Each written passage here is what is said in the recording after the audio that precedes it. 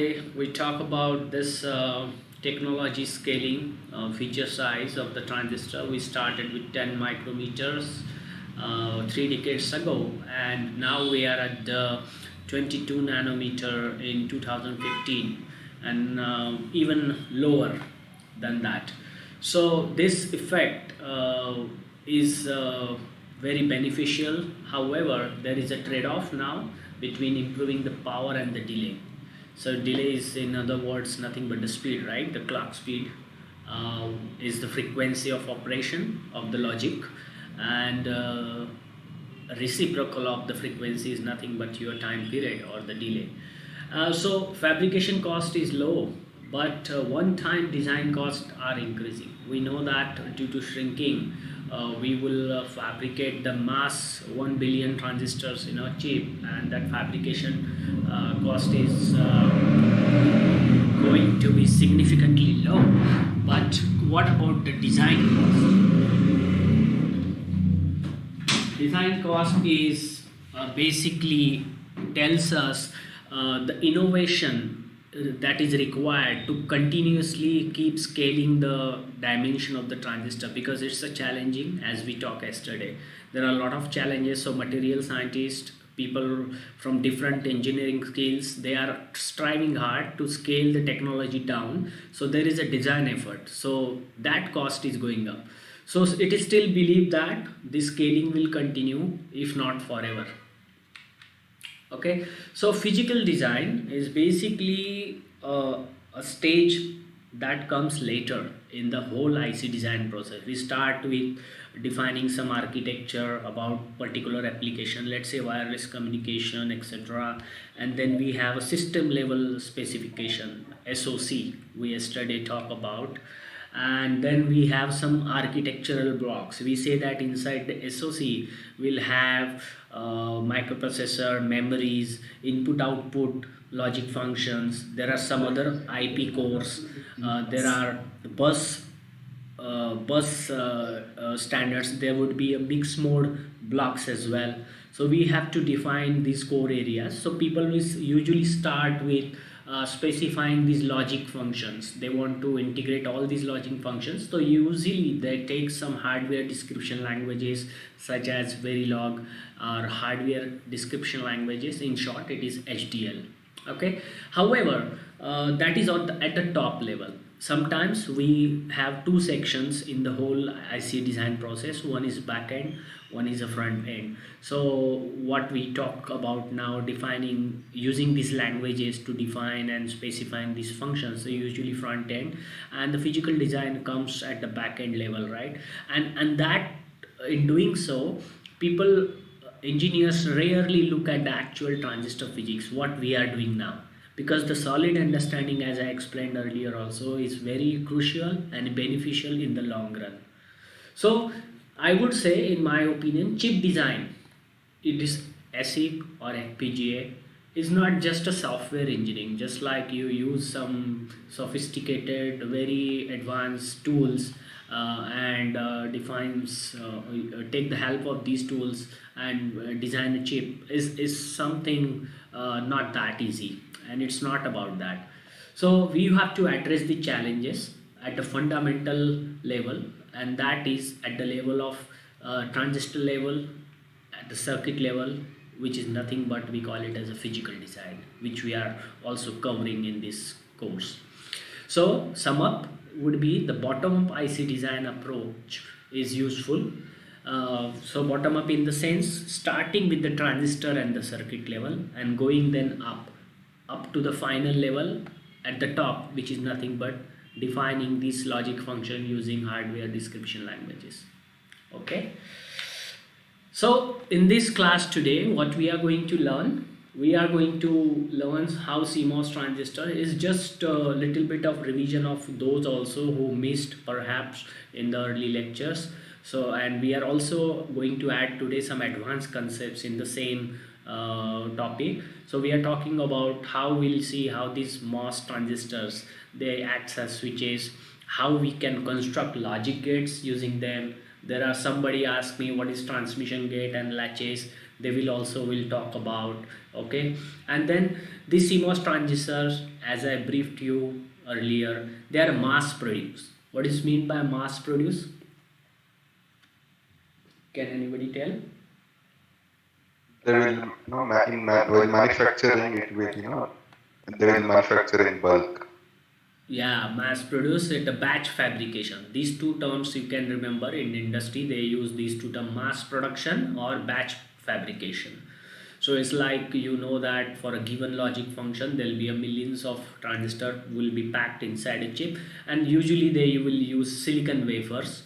And just like you have a wedding card, you go to printing press and tell the guy, okay, this is a matter we want to print, and it's a printing process. We all know screen printing and all this. The similar kind of steps are usually happens in the clean room when the chips are being fabricated. They start with the silicon wafers. We'll also briefly cover this, how this fabrication process takes place. There is a lot of processing that happens with the raw silicon wafers, and then using these lithography steps, which are similar to the printing steps, they define the areas where to print the red ink, where to print the different colors of inks, and where put the mask and all these things. So similarly we will see how they define areas and all these things. So this is explained in this slide. So what we do, for instance, we want to fabricate a very simple logic function. That is, can anybody tell me what is this layout is about?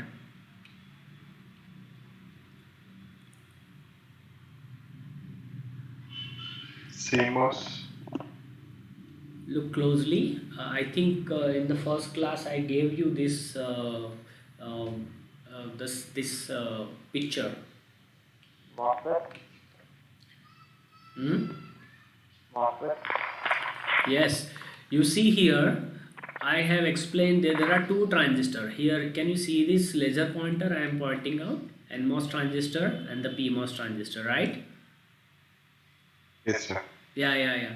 You recognize that. Let me take you to next slide. Here I have shown you this picture. Do you see this one?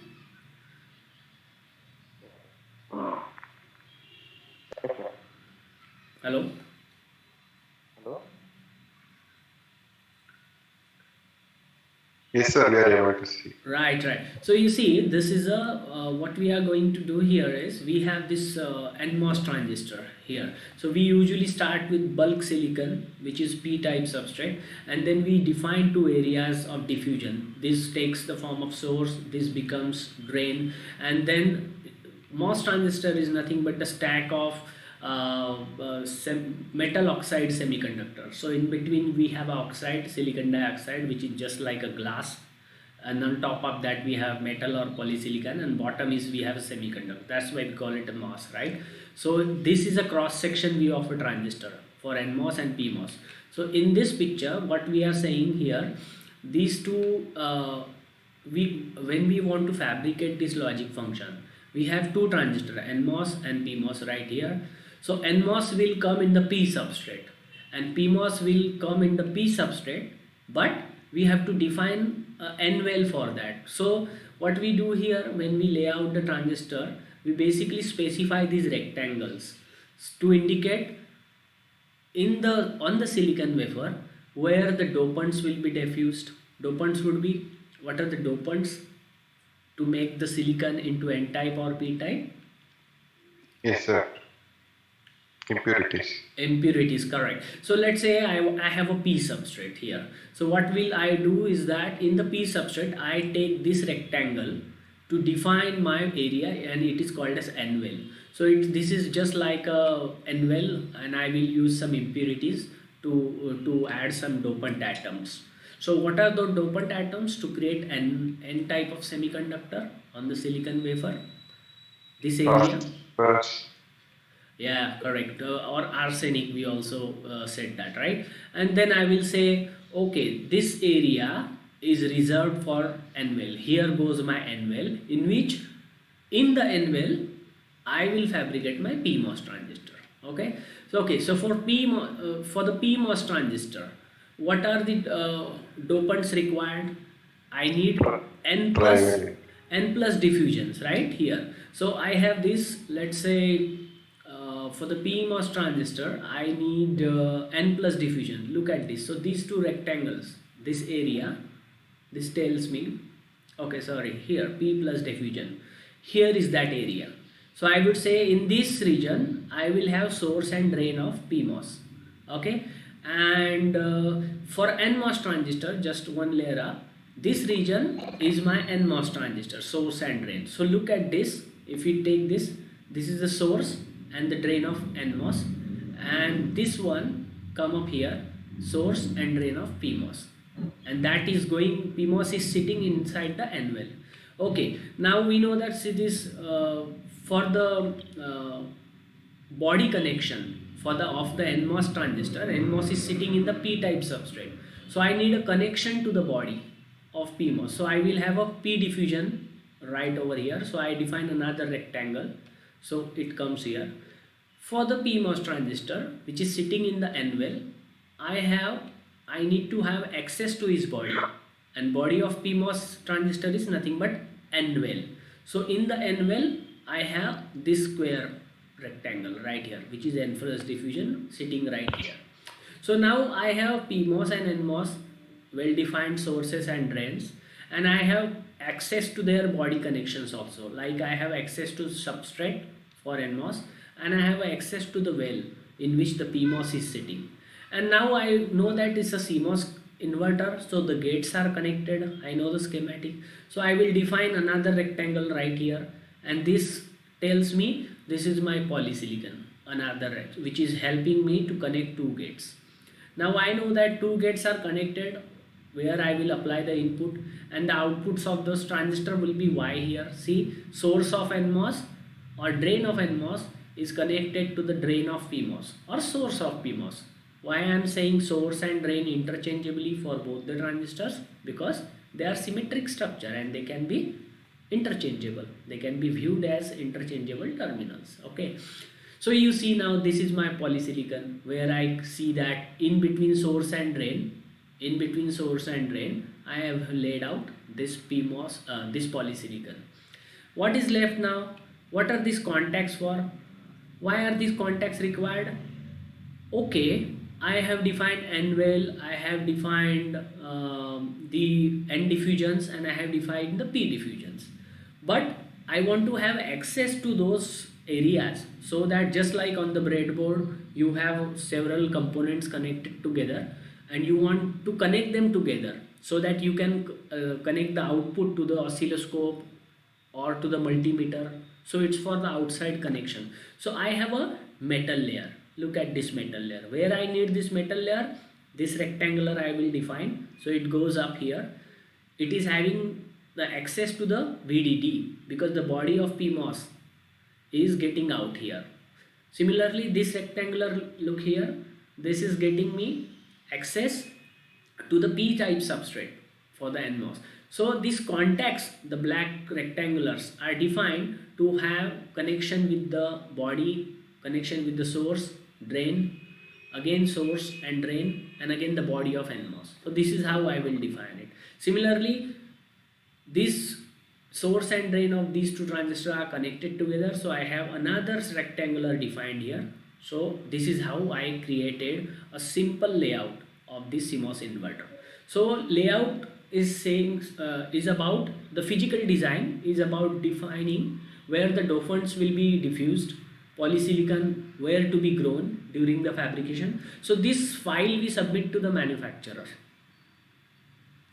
and then metal wires, where is their position, and where the contacts will be etched, so that when you etch that area you have a metal connected to that dopants, to that area particularly. Okay, so usually you might ask me a question. I have 1 billion transistor, and now for a single transistor I am going to define all this area myself. Is it true? And will I need to do it for, let's say, 10,000 transistor or all these things? No, sir. So what is the remedy? What will happen? By default, we should, assign or mention one some particular size, or this is how it should the These size and rectangular size, they will have a, that's right, they will have a well defined layers. These layers, all the layers you see here for poly, N-well, N diffusion, P diffusion, contacts, and there'll be one more layer called vias. We'll see that later. So they'll be there. So my question is how to do it for a logic function that have 1,000 transistor. For instance, I am designing one arithmetic logic units or memory. so we have to do it for one transistor. So same thing we should copy for rest of Hmm. So EDA will do for that. So what EDA does, today's sophisticated tools, this is very crucial and helping point that I am sharing with you. This is a very important information which people need to take notice of. When you use these advanced tools, industry standard tools, whether it's Cadence or Synopsys, which are also demand, what they have is that they will give you a technology library. Let's say Naresh is on the project designing the CPU for 14 nanometer, 14 nanometer technology. So there'll be a well installed technology in the library. We call it as a library files, in which these mask layers, all these layers will be easily accessible and they are already put in there. So what we need to do, we will just pick up, instead if we want to define the ASICs, then this or one term is called a cell. The cell is a single unit transistor which is already laid out. Let's say these are two transistor, but there will be already a ready-made layout of single transistor with a feature size of 14 nanometer, right? So when you are doing a digital logic design, so the tool will automate depending on your what code you have written, and once you simulate that code, synthesize it, define timing and all those power constraints, and then you send it to the backend, then the physical design tools will open up.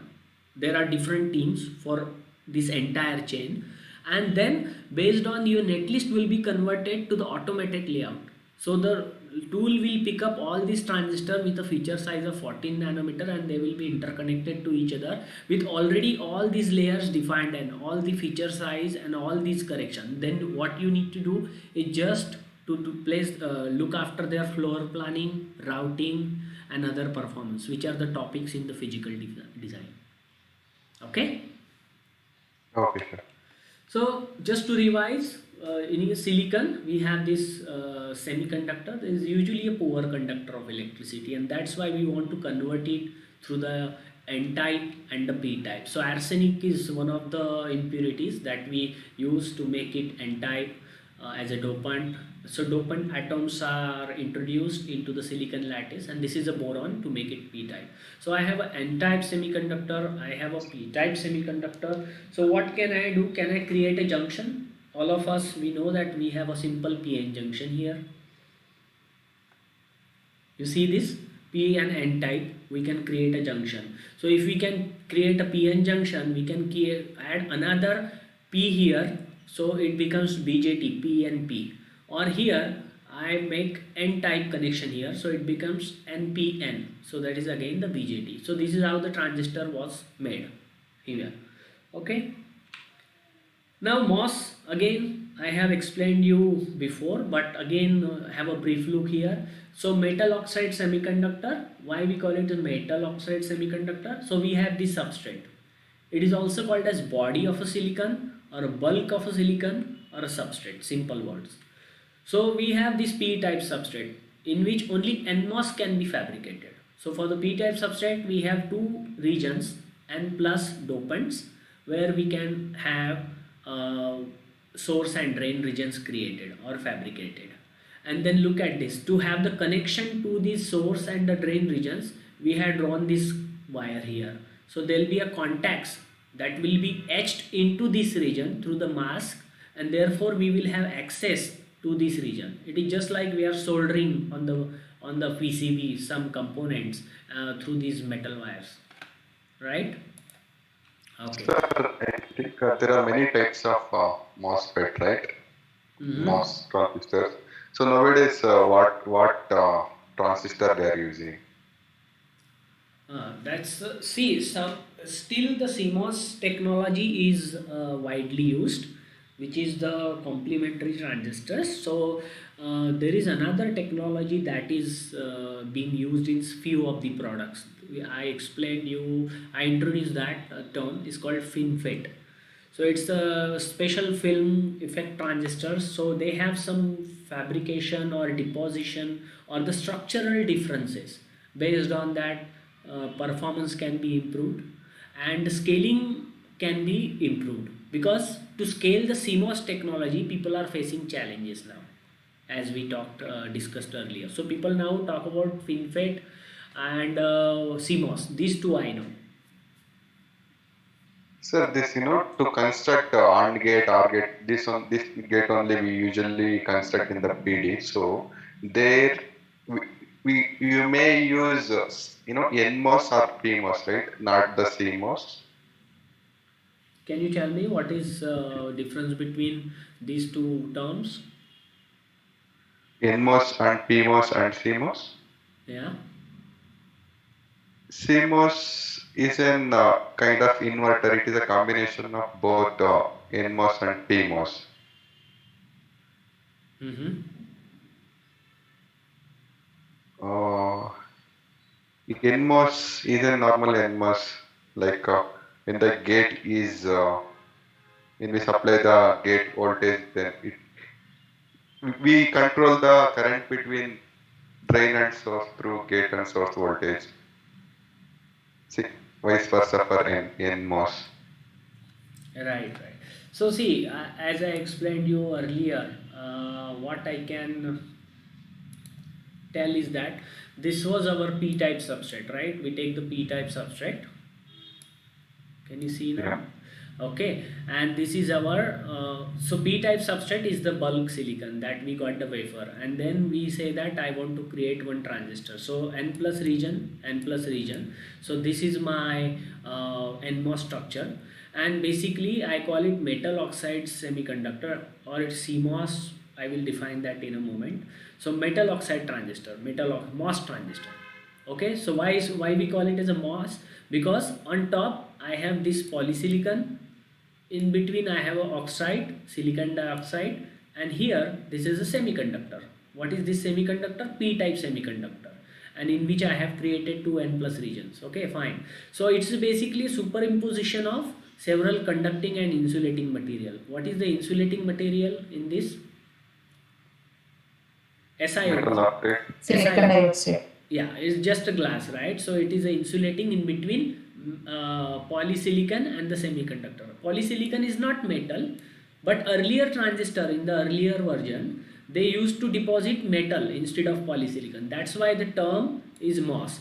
But nowadays also we keep calling it MOS. Already the polysilicon has replaced the top metal. Why? Because it's just a convention that has gone up, and that is going on. So polysilicon is just again the single crystal silicon. Okay, and this is also used as a gate terminal. So it is, this is how it is. So this is NMOS, symbol looks like this. PMOS would be n type substrate, p plus dopants against SiO2, and top of that I have a gate.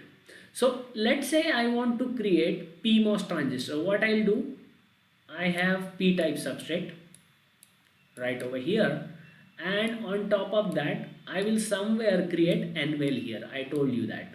So this is n-well. So let's say n-well here, and then for the p-type substrate I am going to do n plus, and I have this SiO2, and then I have this one. So this is a drain, this is source, and this is a gate. It's just simply similar to this structure. For the PMOS in the same, I have this P plus and I have this P plus here. Okay, so this is the transistor I am making in the N-well. So this is called as CMOS. This structure is Yeah. So my question is like, is there any different types of MOS, like See, is this the only MOS we have? Like somewhere I saw that IG MOS, like something like insulated gated. So, like, is there any different types of MOSFETs, or only this is the only one For the type chip of? design, CMOS is Yes. the dominant technology, and in few of the products they are using some new kind of some with some structural changes. They are using this FinFET technology nowadays in the chip designing. There are other transistor also, but I am not sure if they are used for this IC fabrication. Now, let's say, sir, we are constructing an AND gate. So, can we make AND gate only by using CMOS? Yes, we are going to see that today. Okay, fine. Okay, so you got CMOS stands for complementary metal oxide semiconductor. So, we are not going to use anything alone, PMOS or NMOS. So, we are going always for CMOS only. Am I right? Right. And why so? Why can't we use only NMOS? Or why can't we use only PMOS? Is a good question.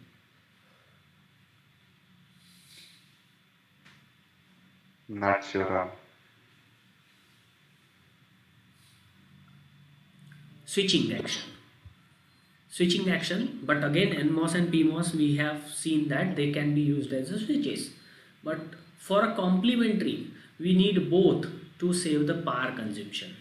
They are called static switches, okay, and they consume power only when they switch. And with the Okay. CMOS, power saving can be achieved. We are going to see that. Why only CMOS? Okay. So coming back here, you see now the structure that is fabricated. So we need some So, chemical. so this NMOS alone and PMOS alone are known as MOS transistors. When we are combining these two, that is known as CMOS. Is it correct? Correct.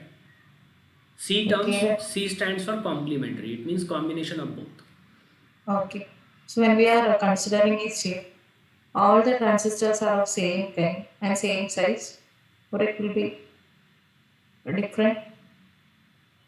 Can you repeat your question again? So if we are considering a chip, there will be lot of transistors. All transistors are of same kind. Yeah. So let's say you are using, you are designing some simple functions, Okay. logic function, and you use the technology library. So the transistor is already defined there with the feature size, and that is all CMOS transistor. You have NMOS and PMOS, right? So you just take them, and based on that, they will have same size, same features. Yes, okay. Is that answer to your question? Yeah, it's okay. Yeah, they are all same.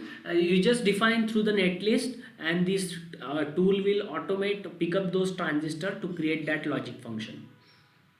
Okay. These CMOS and FinFETs are different. So within a chip, we can use these two. There'll be a dedicated library for, see, if you are designing a chip using CMOS technology, then that technology file will also will have CMOS transistor. If you are using the FinFET technology library, then all those transistor will be FinFET. Sorry, sir, I didn't understand. Your question was, again ask your question so that I answer better. So if we are designing a chip, we can accommodate both CMOS and FinFET in the same chip. I'm not sure about this. I don't think so, because you have a dedicated technology file. You are designing a chip using CMOS technology. So all the transistors available there, they are all CMOS transistors. Okay. Either in CMOS or in FinFET. Okay. That's true. It's, So we are now to the next slide. What we see here again, NMOS and PMOS. Now we know how these transistors are constructed. So there are, just like I forgot to explain, what we do here with the P-type substrate or N-type substrate. We oxide the we make the oxidation of the silicon. So it's the in the clean room we have a bare silicon. It's about 15 to 20 centimeter in diameter, and then through some chemical processing steps we grow a very thin layer of oxidation, silicon dioxide. The thickness of that layer would be, let's say, 100 nanometer. So that is grown. Why? Because we want to have a SiO2 on the top of the substrate. And then we, using the mask photolithography process, as I explained, we define the region where we want dopants. Like for PMOS, NMOS transistor, these are the areas I want dopants. For the PMOS transistor, these are the areas I want dopants. And when I am making these areas open other area, for instance this area of gate, I will cover through the mask. Okay, so it's called as, I deposit and then I put I okay, I will cover that topic later. I'll just see that. Just remember these 3 days: oxidation, and we see the selective introduction of dopants, and then we deposit and etch the metal wires and contacts. For instance, we want to have access to these points here, so we again deposit metal and then etch the contacts so that we can have the access to these connections. So So what do you mean by this mask actually? mask is, these are all mask. For instance, these are the rectangles actually. So these rectangles, for instance, I use the EDA tools and I use these are called mask, these different layers, to define the areas on the substrate where I want to fabricate the transistor.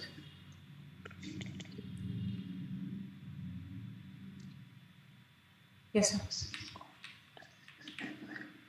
So what we have is that these N plus and P plus regions, they are heavily doped, we know that now, and this is how we are able to see that how the transistors are being fabricated. This is a silicon wafer, look at this. So this is like there are maybe 1000 chips if the wafer is already ready, or if it is a raw wafer, then you have to do some chemical processing like grow the oxidation layer 100 nanometer thick, and then define the mask through the photolithographic process. Mask is that when we put the mask during this corona crisis, we avoid, we hide that area, because, and we expose some other area on the wafer. So exposing that particular area means there we want to process something, do something. It's, for instance, etching or deposition. Firstly we do depositing and then we do the etching. We'll see that deep in the special topic in the photolithography. Okay, and the mask means during that processing the area that we covered through the mask will not be affected. Then again we remove the mask, use another mask, and then cover another area and do some deposition and etching process. Again then we etch, and then we again remove the mask, and this is how all these areas are deposited, created, and the material levels are deposited on top of each other. Okay, so this is all single crystal silicon, that is a thin flat wafers, circular wafers, and they are usually 15 to 30 centimeters in diameter. Okay, so what is gate is made of polysilicon, I already told you, not a metal in modern technology. Earlier they used to be metals, but polysilicon is again single crystal silicon because it has some benefits, right one. And I have told you that this I define as source, this I define as drain. For this transistor again the same, can I call this as a source and this as a drain, and similarly for this transistor? Yes, sir. Yes, because this is a symmetric structure, right? So Yeah. I can just call them interchangeably.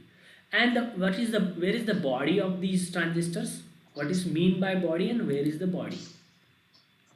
Body of NMOS, body of PMOS. Source. This is the body. This is the body. Substrate is the body of the NMOS, and N-well is the body of the PMOS if it is a CMOS. So CMOS would be something like this. Are you getting me? This would be N-well, I told you, and in the N-well I will have this one. Bilal, could you please mute Bilal? Oh, sorry. So look at this. As one of you asked me what is CMOS and how it looks like. This is the cross section of the CMOS transistor. So see here, this schematic diagram says that these two transistors are connected and their gates are connected. Which one is the PMOS? We identify a PMOS by seeing the bubble on top of the gate, and NMOS is this one, and the gates, polysilicon gates, are tied together. Source of the NMOS is connected to the ground and the drain of the PMOS is connected to the VDD, and one of the source and the drain of these NMOS and PMOS, they are connected again through the metal, and that is, we call it as a Y. So A is the input of this inverter circuit, Y is the output of this inverter circuit. So look at this cross section now. We took a p-type substrate right over here, and then we fabricate NMOS transistor. We'll see how these each layer will be put, deposited, etched, and all these masks, how these will be used, that will be covered in the photolithography fabrication section. Okay, so look here, NMOS transistor. So we have source and drain. Why we have P plus dopants here? Because to have access to this body. So we have another area and we say that I am going to have access to body right over, and this is the metal. Okay, and usually the body of NMOS, which is the P plus, and source, they are again connected to the metal here. Okay, and now this connection is connected to the ground right over here. Okay, look at the N-well transistor here, N-well, in which the PMOS is laid out. So P plus and P plus, source and drain, and now I have a N-well here, special area, to have access to the N-well here, and again this body of the PMOS is connected through this one, and I have this connection. We are going to see this in a special lecture, but it's just to show that how the CMOS cross section looks like. So in the CMOS technology, the substrate will be N-type or P-type. Okay, so depends. If I use the P-type substrate, then I will fabricate NMOS, but to fabricate PMOS I need an N-well. What if I am given N-type of substrate? In the N-type substrate, I want to fabricate CMOS transistors. Can anybody tell? We need P-well. Correct. In the N-type substrate, I will easily fabricate P-type MOS, but I will again need to construct another well, a dedicated well, which will be able to fabricate that transistor. Okay, so again N-well in a P substrate and vice versa. This is how we will do that. Sir, I didn't get that P plus substrate tap. Well tap. Well It's tap, okay. body, right, sir? It's the body of PMOS. Okay, What sir. is what it is body of the PMOS? Why it is required? Because we want to create both this transistor in the same silicon wafer. See, already we have an P substrate here. Right. So NMOS is easily constructed right over here. We see here, right?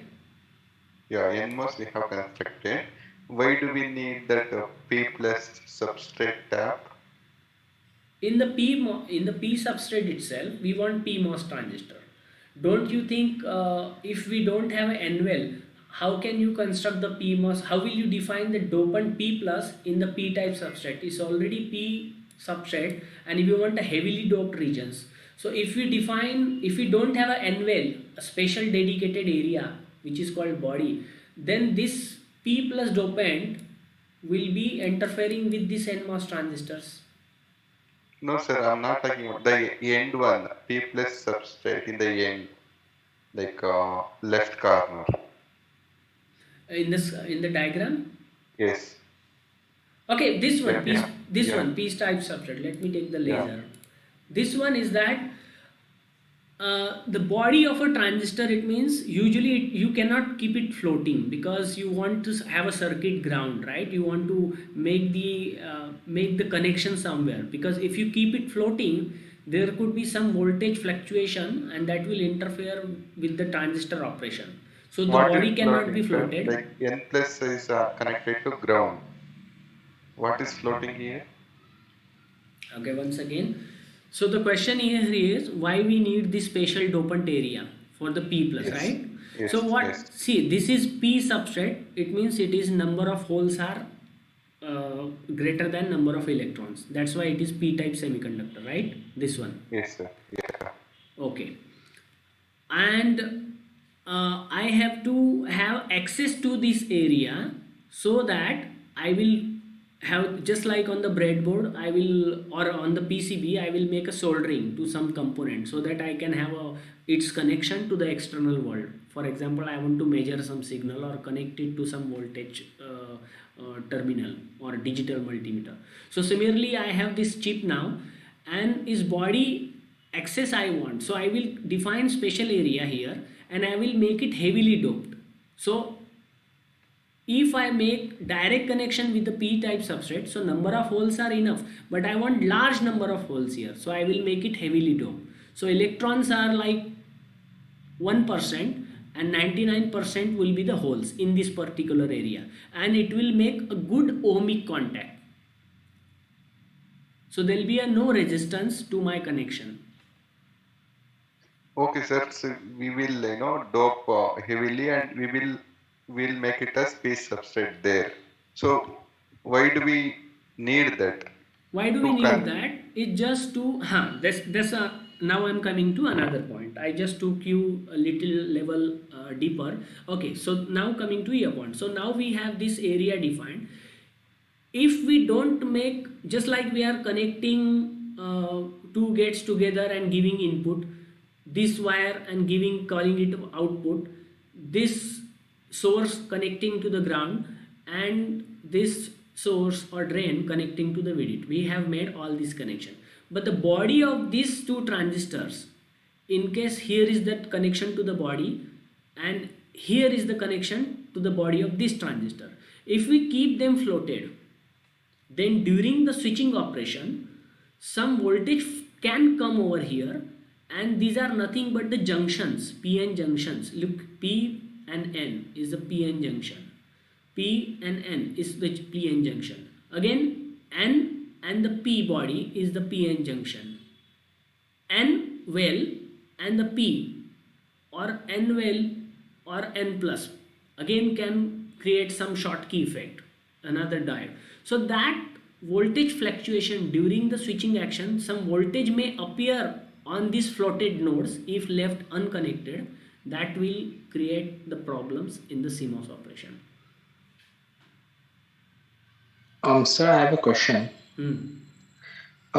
Is there some relation between the substrate and the enhanced or depletion MOSFET characteristics? Like if the block is connected to the VDD, it goes into the enhanced operation. And if it is not connected, does it go to the depletion mode? Is it something related to that? Yeah, you are right, you are right. That is the physics level, but I am just talking in from answering you from the circuit design point of view. But if you want to understand this enhancement and depletion type of MOSFET, so body has a role to that, we can cover that in case you want explaining. You are right, that would be the case. Okay, okay. Yeah, thank you, sir. Yeah, that's a good question. Yeah, so good. We move to next slides here. So we know now that gate is a control input. Why? Because by applying a voltage at the gate, we are able to control the flow of electric current between the source and the drain. Why? Because we know that when we apply voltage to the gate, depending on the positive or negative, we will have, just like one of you said about enhancement and depletion, but we'll not talk about that today. We'll just talk about how it is acting as a switch. So it's a control input, and it has a control to the flow of current between source and drain by applying sufficient voltage. And generally we say that the body is usually grounded. For the MOS transistor, we say that the substrate we connect to the ground, okay, along with the source. And why would, if that happens, so we make sure that the PN junctions will not be forward bias, they will remain reverse bias. Okay, similarly for both the transistor. So let's say if we tie the gate to the ground terminal, can tell me now what happens here if the gate is connected to 0 volt. The transistor And is MOS off. is off. Yeah. So gate voltage we start increasing now. So let's say we connect some positive voltage here. So it is nothing but electric field will be created over here.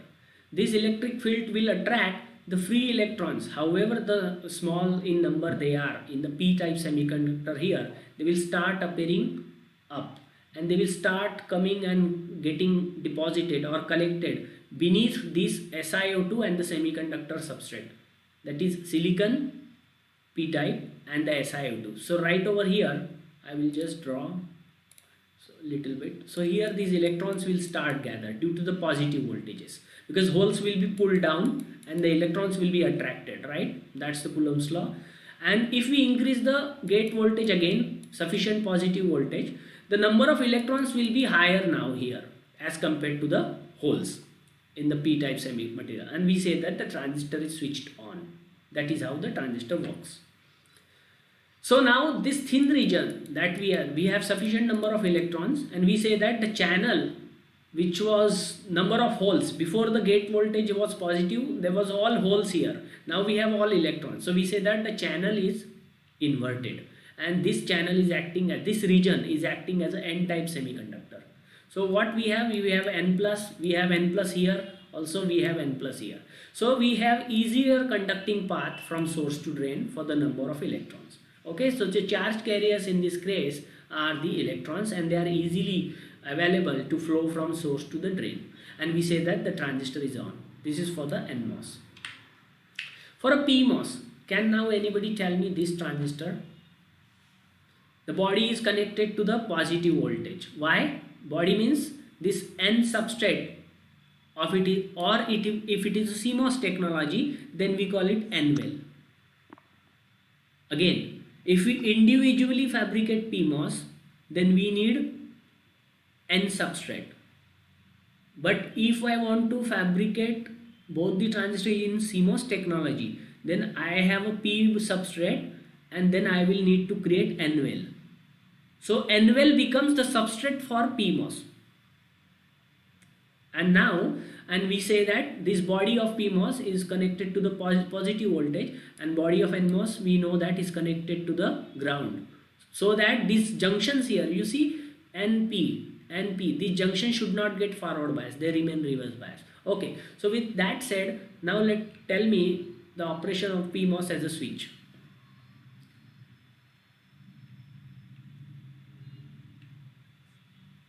Whenever When the gate input, voltage is So transistor is off if I have a positive voltage here, right? yes, yeah, And if I have a negative voltage, and if I keep increasing the negative voltage, the electrons will start going down and the holes will come up here. The number of holes will outnumber the number of electrons in this region when I have a sufficiently negative voltage here, and I will say the channel is inverted. Right over here I will have a holes. I will draw like this. Number of holes are more. I will say the channel is inverted and transistor is on. Okay, and this is how we say that I have a conducting path for the positive charge carriers now from source to drain.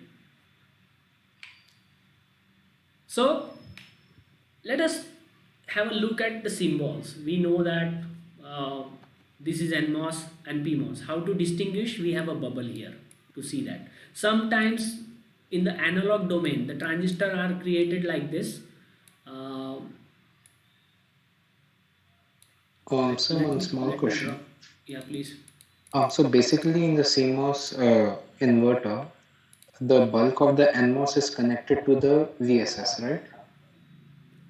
Bulk of the Hello. NMOS is P substrate, right? And that is But connected to the ground. it is given to the ground, and the bulk of the PMOS is given to the VDD. VDD. True. Okay, okay. Good grasping. So the sir. symbol. In the earlier slide, Hmm. so are we connected, substrate to ground? In the earlier slide, what? Yeah. So that piece substrate is there, right? No, I'm not saying Okay. there is a P sub. These are two individual transistors, right? Yeah, individual. Hmm. So Are we connected, this substrate to ground? No, right? Think. Okay. When we fabricate, we are now on this slide is explaining you just the operation of these two individual MOS as a switch. Okay, okay, sir. By seeing below one, I thought it is, connected to ground. Okay, now I noticed. Good. Okay. So symbols are like this, but sometimes we can have such symbol where we can draw this transistor like this. You can see now, and drain, and this is source, and the arrow is now uh, inverted. Arrow is inside. So this is for NMOS and this is for PMOS. I will explain you sometimes, or maybe this is just task for you. Tell me what is the this is quiz. Tell me the what is the significance of arrow in the next class or somewhere. Okay. So let's have a look at these switch symbols. You should be able to clearly identify how these switches are working. Very simple. Uh, PMOS transistor has a bubble, and VDD and power I explained you yesterday. VDD means logic 1, and VSS or ground, it represents logic 0. So for the NMOS case, if I say the gate voltage is connected to 0 or logic 0 or ground, so I will say switch is off. If the gate voltage is connected to logic 1 or VDD, I will say switch is on. For the PMOS transistor, if the gate voltage is connected to 0, logic 0 or ground, I will say the transistor is on. It's just opposite. And for gate voltage is connected to the 1, I would say the PMOS is off. So this is how these are very simple on-off switches that we are going to use to create the digital logic functions. So Yeah. in some textbooks I saw the symbol of the PMOS when we are considering source is in the upper side and drain is in the lower side. Is it correct? What did you say? When we are in some of the textbook I saw this PMOS, the symbol of the PMOS, no? Source is connected upper side and drain is at the lower side. Source Both are is connected. indicated here and drain is here, right? Yes, yes. Yeah, so like I said, they are interchangeable, right? Okay. Yeah, it's just the way you want to denote a transistor symbol. One more question, sir. In this symbol, generally gate, drain, and source, the generally that we write in the CMOS inverter, if the symbol they have given is something that you have something that is given in this PPT, then how do you identify what the substrate is given, or the I mean the where the substrate is connected to? If they have given only normal symbol of the NMOS or PMOS transistor with only one arrow.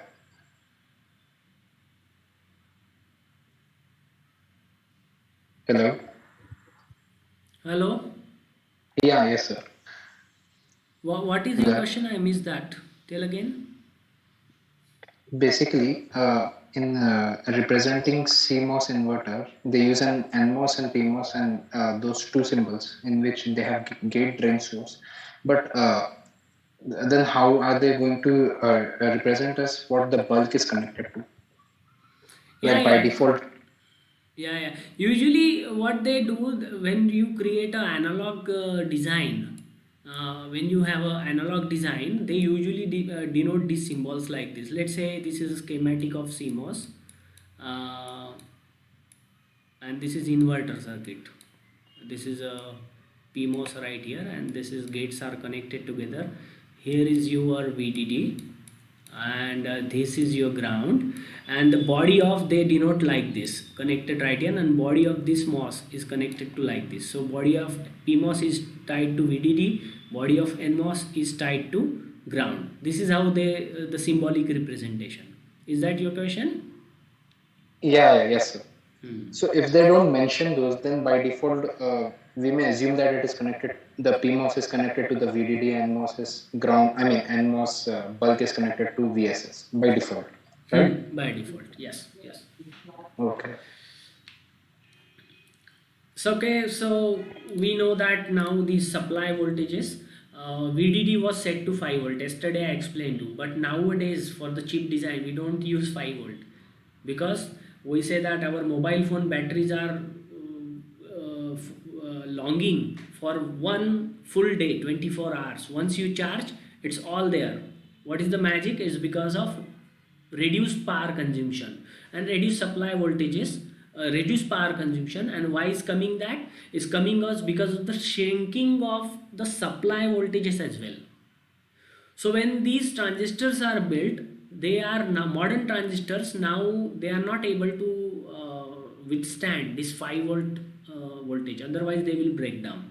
5 volt was useful for like transistor of 1970s when there was a feature size was 10 micrometer. Now we are in a nanometer, and nanometer transistors are so small physically they can't withstand this 5 volt. Otherwise, they'll break down. So what are the new series of voltages? We have a chip designed for 3.3 volt, 2.5 volt, 1.8, 1.5, 1.2, 1 volt, and so forth. So when you are given a technology file, you will also know that okay, these transistors are operating at a very low supply voltages as well. So you see the physical size of transistor is also so small, supply voltage scaling is also there. So technology is really changing rapidly, and with this we have a smaller power consumption because we have a CMOS chip operating at 1 volt, right? So the only power that is coming there is when they are acting as a switches. That's it. So the first gate, logic gate, as we have studied in our graduate studies, undergrads programs, or even some other curriculum, is this is schematic of the CMOS inverter. We see this two gates are tied together, and we have seen what is the operation. This the symbol looks like that, just inverter, a bubble in front of it, and it shows that it's inverter. This is also called as NOT gate. So can anybody tell me, I define two terms here. One is pull down, one is pull up. Pull up. Pull up means when the output will be taken up and get connected to VDD, I will call it as a pull up network or pull up circuit. If the output gets connected or to the ground, I will call it's getting pulled down, and I will call that circuit as a pull down circuit. So pull up and pull down. So first we apply logic 0, it means 0 volt or ground. If I apply logic 1, it means if it is a 14 nanometer feature transistor, how much is the supply voltage? 1 volt. Cannot be 5 volt, right? Otherwise transistors will be, of course you don't have that high voltage. So logic 1 is VDD, logic 0 is ground. Simple. So for 0, we know that upper transistor is On. on, bottom is off, so there is no connection. In terms of switches, I just represent in a very simple way. How can I draw in terms of switches? Here, this is my switch, and this is Y, this is VDD, right? And this switch got open, this is ground. So what I see that VDD is pulled, Y is pulled up to VDD. So the output is 1, Y is 1, because VDD is at logic 0, logic 1. For logic 1 applied to the gate, so I know that bottom NMOS is on, so it's acting as a switch. So I will just represent again same, this switch is there, open, and this switch got closed, right? So it's just like, so I will say that Y got connected or Y got pulled down to the ground. Here is a ground, so I have 0 at the output. So this is how the switches will work. So it's a simple in terms of any logic function that you will be given, any number of combinational gate. You can simply understand the operation by creating this kind of switch structures. Okay, for instance, NAND gate, not AND gate, we know that. How to construct this one? So look, can anybody tell me the operation of this circuit?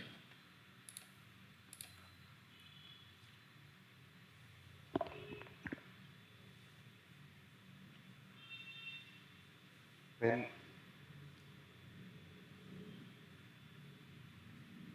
Both the inputs are 0, PMOS will be on and NMOS will be off.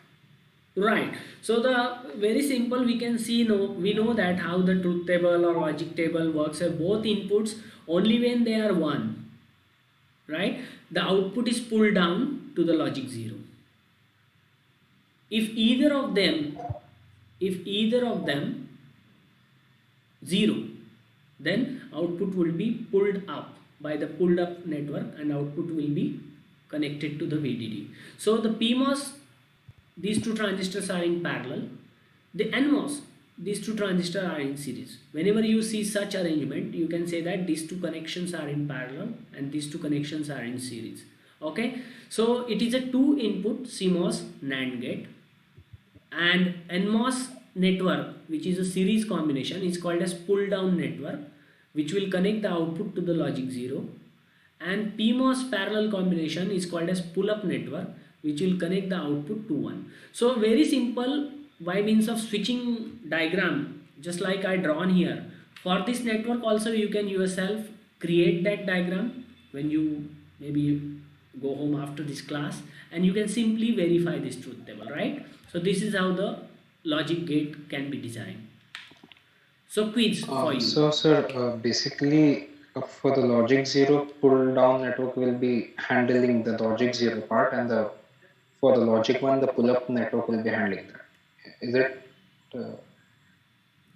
Uh, Simply these two tables, pull down circuit and pull up circuit, just remove this for a moment, and we have A, B, two inputs, and we have Y. Because we have two inputs, so 2 to the power 2 will be a 4 combination of the inputs. 2 to the power 2 will be the combination of inputs.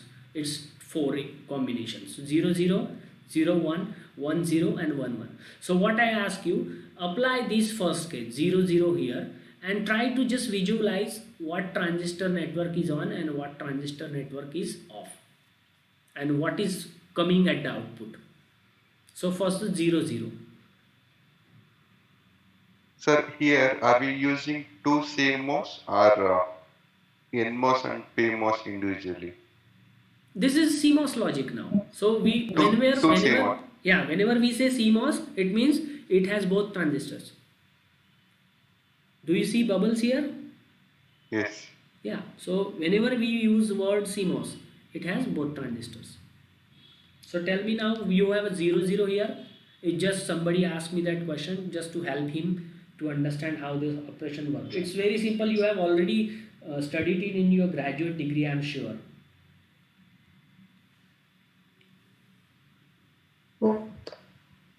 If input is 0, Yeah. PMOS is on and NMOS is off. Yeah, see, both inputs are 0 here, NMOS is switch off. So we can say that these are the switches. Just visualize these two switches, they are all open switch. So output is, and these switches are closed. So both switches are closed. So output is pulled up to VDD. That's why we call it as a PMOS acting as a pull-up network. So we see for this combination, pull-up circuit is on and pull-down circuit is off. Pull-down circuit is 2 NMOS, pull-up circuit is 2 PMOS. For the next combination, if either one is 0, either one is 0, still you have a open circuit here. The output is cannot connect to the logic 0. But even if one of them is off, but because of the 0 on any one of them, one transistor will always be on and the output will again be pulled up to the VDD. So you see, for 0 1 and 1 0, you have a output is 1. For the final condition 1 1, if both transistors on the gate have 1 1, now this down pull down network, these switches are on and these switches are completely shut off. So VDD has no way to reach to Y, or Y has no way to reach to VDD. So Y has a way, the current is flowing right here,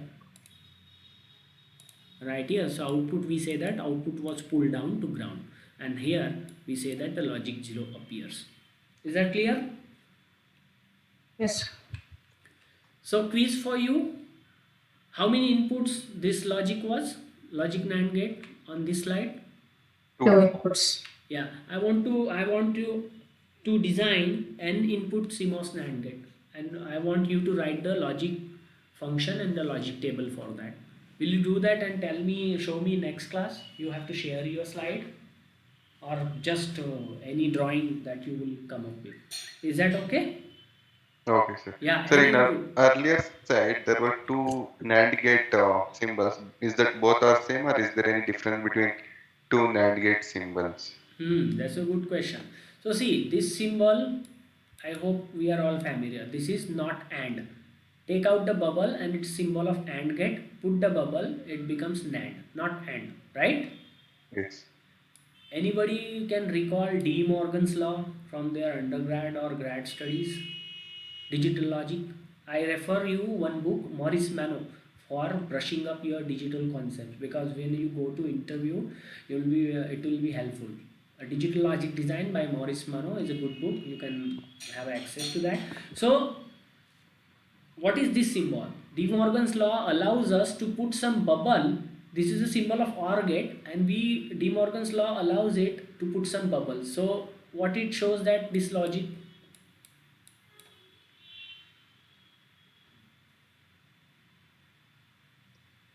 This is OR gate.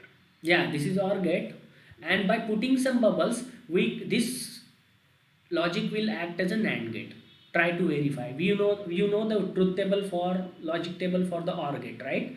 Put some Yes. bubble and apply these A and B conditions, and you will say it will output will be the function of NAND gate. So this is how the symbol is, right? De Morgan law allows us to draw the OR gate and put some bubbles to create the NAND function. Okay. Okay. So quiz Is for it you. is it input will be inverted when we are giving? Yeah, yeah, yeah, because there is a bubble, Okay. and it is just like you are drawing the OR gate here. This is your OR gate, not a NAND. Giving giving input through inverter. Inverters, and there will be inverters here. Okay, there will be inverters. This is your A here, and this is your B here, and this is the OR gate. Okay, like this. So we have seen how to construct CMOS inverter.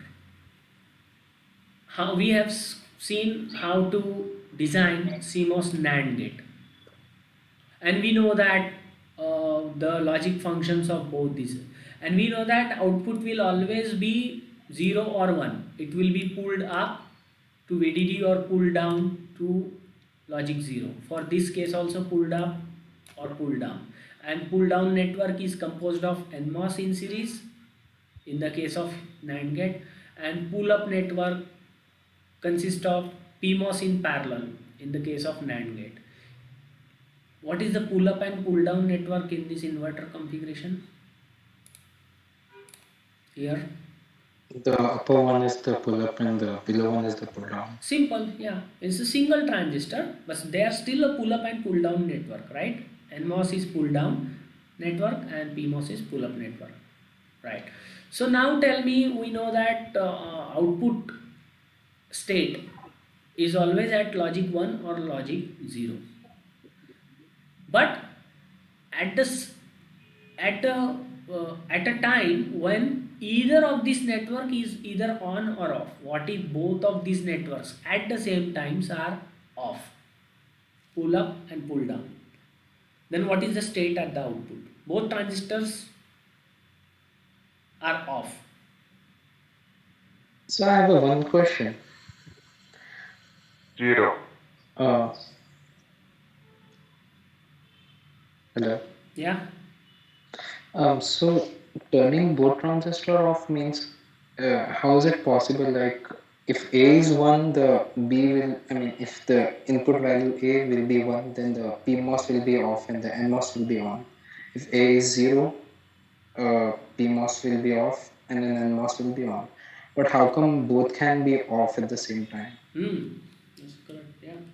That's We can logic. give different inputs. Yeah. Because now we are talking about this schematic of CMOS inverter. What if I draw this kind of structure?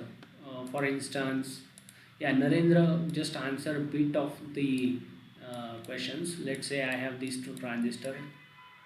and this is PMOS. I will make sure to use the proper pad next time to help draw me the very good figures here. So this is VDD now, and this is ground. This is NMOS and this is PMOS, and they are connected here. Okay, and I have this one Y, and this is I have two inputs A, and I have this is B. Now it is possible, right, to make both off. Is it possible? Yes, sir. So if both are off, what is the output state of the Zero. output? It's not zero. Is it coming zero? Will be there if the NMOS is on, and then we'll say that the pull down network is active and NMOS is helping Y to connect to the ground. But it's not happening. NMOS is also switched off, PMOS is also switched off. So Y is floating. Is called as high impedance state. So the logic state could be 0, logic state could be 1, and there is a third state. Is very important concept. It's called as floating or high impedance state. When the output is floating, it's called high impedance state. When you, this is important to remember this point when you will study and design multiplexers, memories, and some special circuits. Just What is remember what is when high impedance, sir? high impedance is is is I think the so. A high node. impedance state is basically no current flows through that path, correct? High impedance is the node. We are talking at Y, or the Yeah, circuit I mean, output is at high whatever. impedance. So yeah, tell me. Basically, when there is a high impedance, it's like just a high resistance. When there is a high resistance, there will be no current flow across that junction. Is it something related to that? I think that is another terminology, but what I would like to explain to you, high impedance is a node. Uh, is a node. If the node is called high impedance, in our case it is a output terminal Y, and we say that it is a high impedance state or floating, because it's floating because there is no logic available on that node, either 0 or either 1. So it could be any voltage floating due to fluctuations in the circuit. So we call it as a high impedance. First thing, it means it has a low driving capability. It cannot drive some load there, and it's usually not desirable.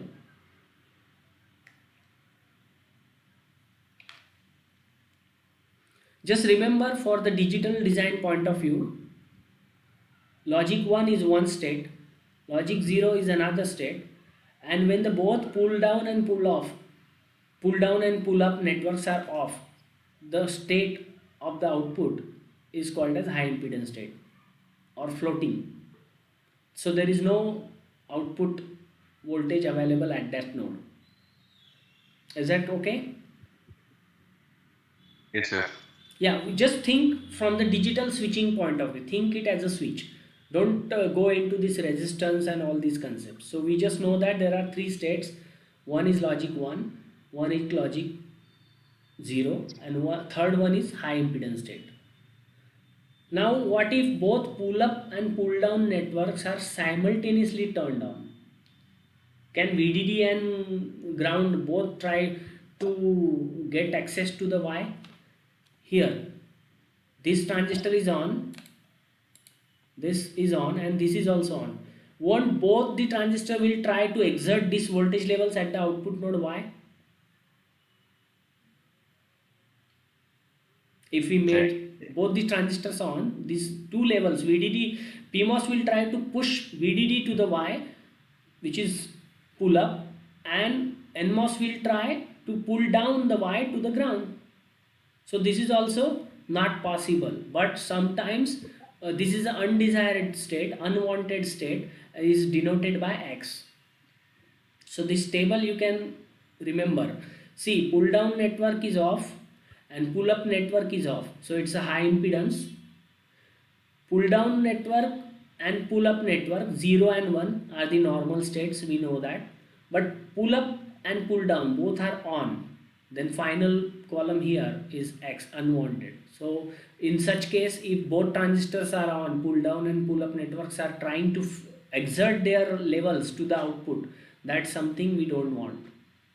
Okay, usually circuit design is done in such a way that such states doesn't happen. Either we make sure that, because we are using them as a switches, so they will be either on or off. And CMOS combination, it means PMOS is on, NMOS is off, NMOS is on, then PMOS is off. As simple as that. Okay. Okay, sir. NOR gate, can you just see what has changed from the NAND gate to the NOR gate now? Yes, sir. Earlier, Simple. N PMOS is NMOS is parallel series, sir. series. NMOS is parallel. Correct, very simple, and there is a good observation. We just swap the positions, we just swap the connection of NMOS. Instead of NMOS in series, we took them in parallel right over here, and they are again the pull down network, it means they are at the bottom. And instead of PMOS in parallel, we took them in series, so they again form the pull up network. And very simple, just like before, we apply these input combinations and we convert this transistor network by means of simple switches. An exercise for you, and we'll verify that this is what the logic function will look like, right? Only when the logic, both logics are 0, I will get 1 at the output. Y will be connected, pulled up to the VDD through the PMOS transistors combination.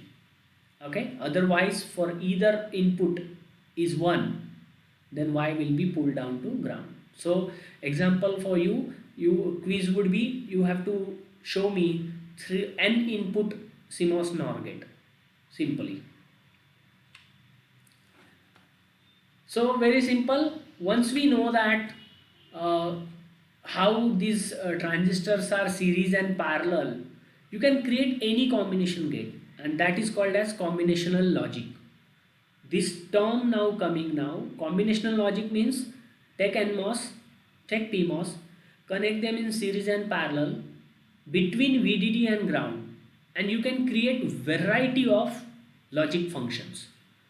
For instance, what is the logic equation for the NAND gate and NOR gate? We start with the inverter. Very simple. I am just recalling you the concept so that you can easily see that concepts here.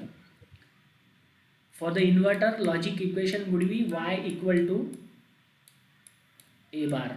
Do you remember this in your undergraduates and graduate studies? For the NOT gate, it means Y equal to NOT of A. A is the input, Y is the output. So it's a Y equal to A bar. For the NAND gate, is the NOT A into B whole A bar. dot B bar. Yes. For the Y equal to A Plus B plus B bar. whole bar. Very simple. Can you now create from the circuits? You were able to get these equations because I gave you the circuits. Now I gave you some function.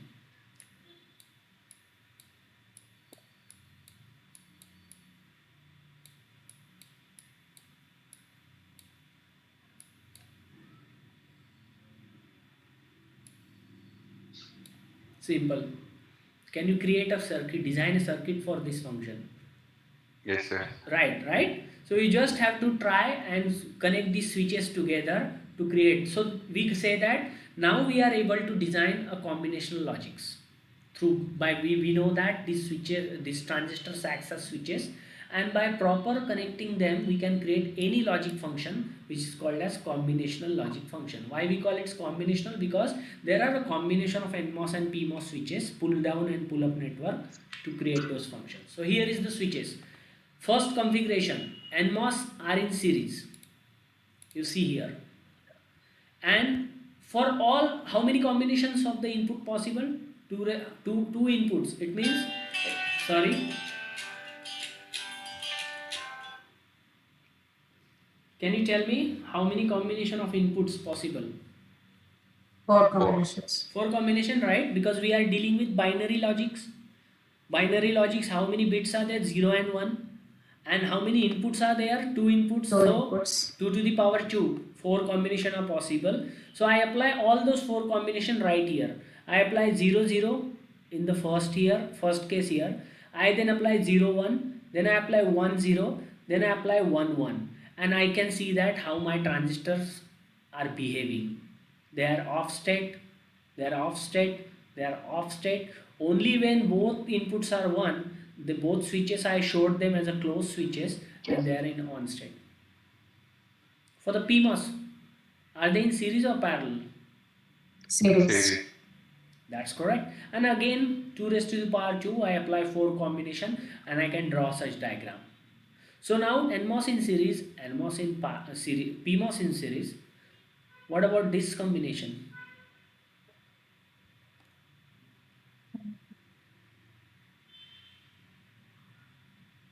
Suppose these two NMOS again, they are in parallel. Very simple. See, it's just a little difference between the way I connect. Look, this configuration, you told me these are in parallel.